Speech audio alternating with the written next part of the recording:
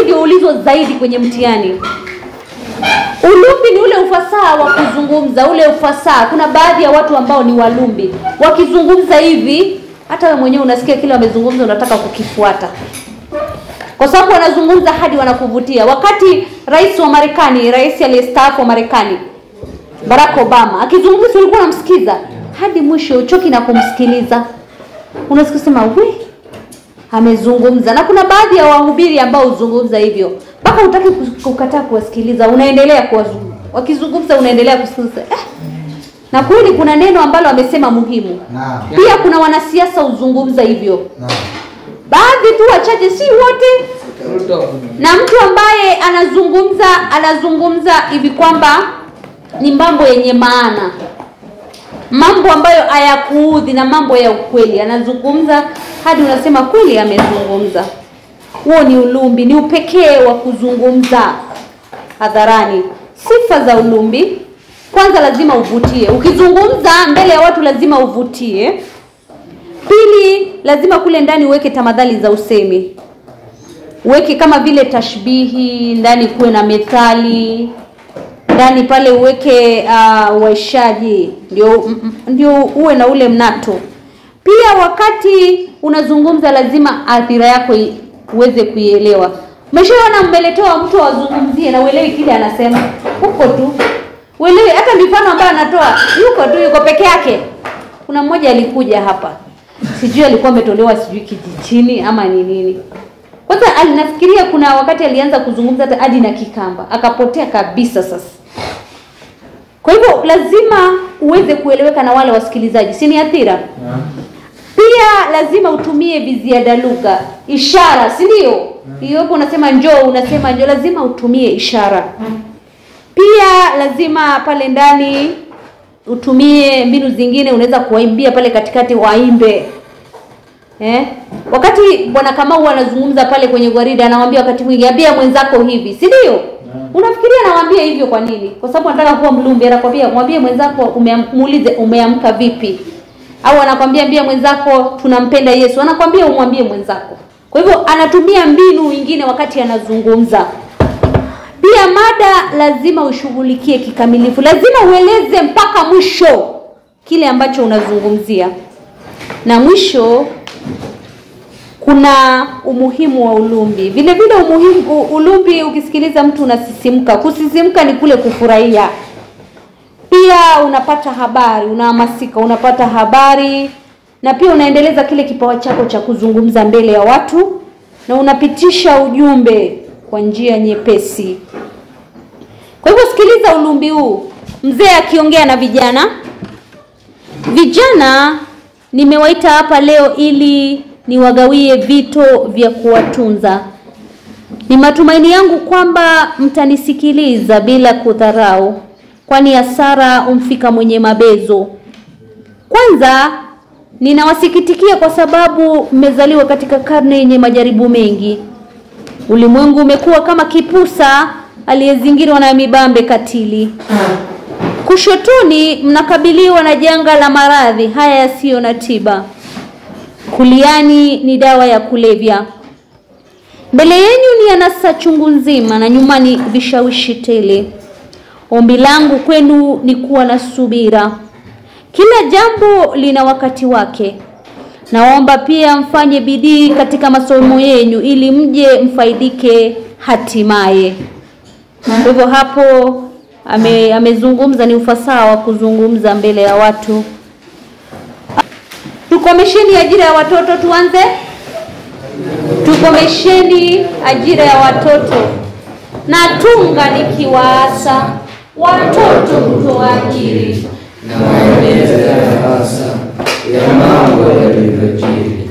Nikiumeshika sasa ukweli mkiri. Komeni tena komeni watoto kuajiri. Kwa Bwana hupigia nyinyi mali kuzalisha. Mikono mwanadalia ya Bwana kumikisha. Batomoyo mnyonyea ili kujidhalilisha. Komeni tena komeni watoto kuajiri. Tazameni majumbani vitendo vya wana.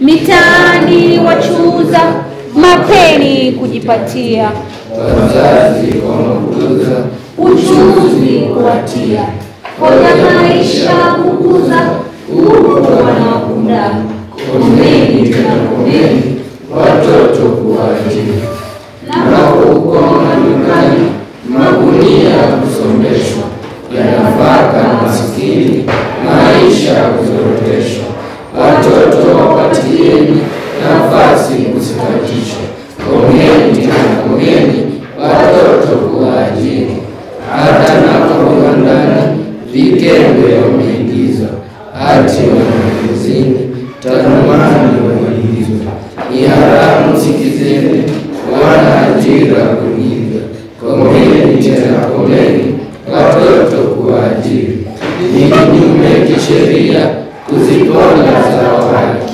wana wanazozinga watoto waajiri, serikali itamutia gerezani la sadiki, komeni tena komeni watoto kuwaajiri, mahala wanakuwa waendelezi kusoma, ajira isiyo sawa kabisa ipate koma, ndipo wataweza kuwa taifa lililowatuma, komeni tena komeni watoto kuwaajiri. Haya, tutakuja kuna somo jingine. Tulisoma ushairi kwa pamoja. Tuende swali la kwanza. Ni nini kusudi la mshairi kutunga shairi hili? Kwa nini? Kutaka ajira ya watoto ifanye nini? Ikomeshwe. Kwa hivyo nimekwambia kutaka ajira ya watoto ikomeshwe, au unaweza kusema watoto wapewe nini? Haki yao. Swali la pili, ni vipi wengine upiga ubwana na migongo kudandia? Yaani kupiga ubwana ni kukaa bila kufanya kazi. Kupiga ubwana ni kukaa bila kufanya kazi. Ubwana ulikuwa unatokea wakati wa ukoloni. Kuna bwana ambaye ni mkubwa, si ndio? Wale ambao walikuwa wazungu. Kwa hivyo ni kukaa bila kufanya kazi. Migongo kudandia ni kuwatumikisha wengine huku unajifaidi. Kuwatumikisha wengine huku unajifaidi. Hata kama umeandika huku ukijifaidi ni sawa tu. Haya, wanaojiri watoto wanyanyasa huku wanajitajirisha. Swali la tatu, taja sehemu mbalimbali ambapo watoto hutumikishwa. Tuandike katika shairi. Watoto hutumikishwa majumbani, mashambani, wanatumikishwa pia mitaani kuchuuza mitaani, madukani, viwandani, huko ndio wanatumikishwa. Sasa tukiangalia kwenye shairi kwingineko, yaani sasa tunazungumzia mambo mengine. Vitani, watoto vitani, Kongo, hasa Kongo. Mtoto ukimwambia ua mtu, ua geuki. Wakiingizwa kwenye jeshi wakiwa wadogo ndio wanaua watu zaidi. Hawana huruma. Hata ua ati kufanya nini, kukataa kidogo hivi ni kama unataka utaki. Pia mipakani, wanatumika mipakani na kushiriki magendo. Unafikiri ni kwa nini baadhi ya waajiri hupendelea kuwatumia watoto? Kwa sababu kwanza utapata faida kubwa. Kupata faida kubwa. Pili, malipo duni, wanapewa malipo duni au umesema malipo kidogo. Pia hawana namna ya kujitetea, watoto hawezi wakajitetea, hawana namna ya kujitetea. Vile vile hawajui haki zao. Watoto hawajui haki zao. Ni rahisi kuwatumikisha. Wengine kufurahia eti wameajiriwa. Wengine wanafurahia eti kwa sababu wameajiriwa. Na pia si rahisi watoto kutuhumiwa. Ukikamatwa kama sasa hivi watoto huwa hukumiwi, unaambiwa hujafika miaka ngapi? 18. Kwa hivyo wakati mwingi hawatahukumiwa au hatatuhumiwa kwa uovu kama vile wa magendo. Serikali imechukua hatua gani kuzilinda haki za watoto? Kwanza ni kupitisha sheria juu ya haki za watoto, kupitisha sheria. Wamepitisha sheria kuhusu haki za watoto, kuwapa elimu ya msingi bila malipo, elimu ya msingi bila malipo. Kuwapa makao watoto wanaorandaranda. Wanawapa makao watoto wanaorandaranda.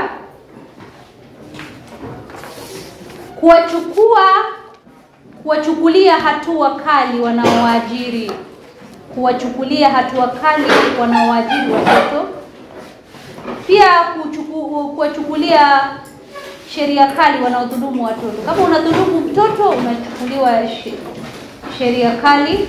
Kuigiza masuala ya watoto katika mtaala wa elimu kama vile tunasoma hapa darasani. Kwa hivyo ameingizwa katika mtaala wa elimu. Mtaala ni curriculum. Unaona curriculum ndio mtaala. Swali la 6, eleza muundo wa shairi hili. Muundo si nilikwambia ukiangalia hivi unaona nini, si ndio? Kwanza ukiangalia hivi shairi lina beti ngapi? 8.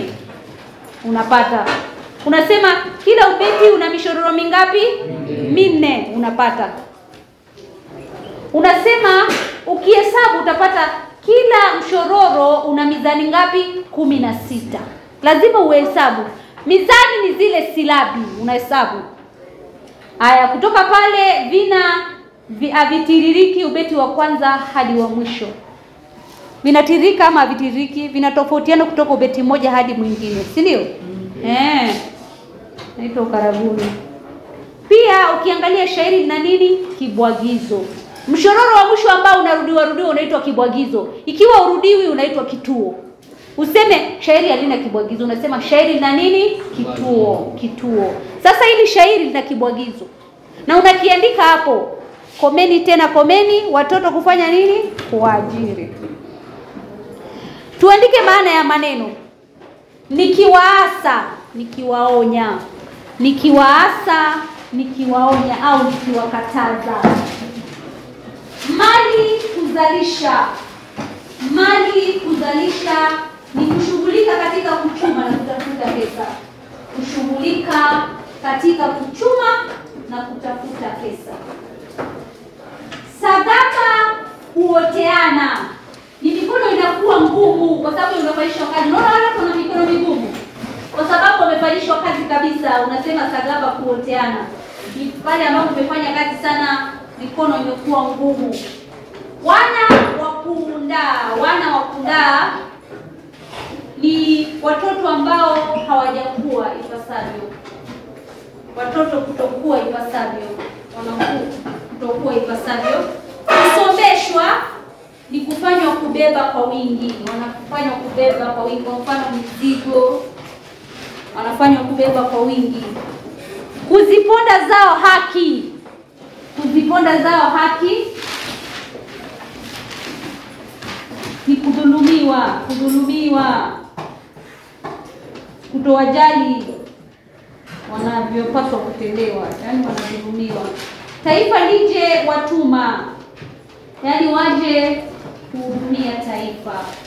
Waje kuhudumia taifa. Tukifika pale andika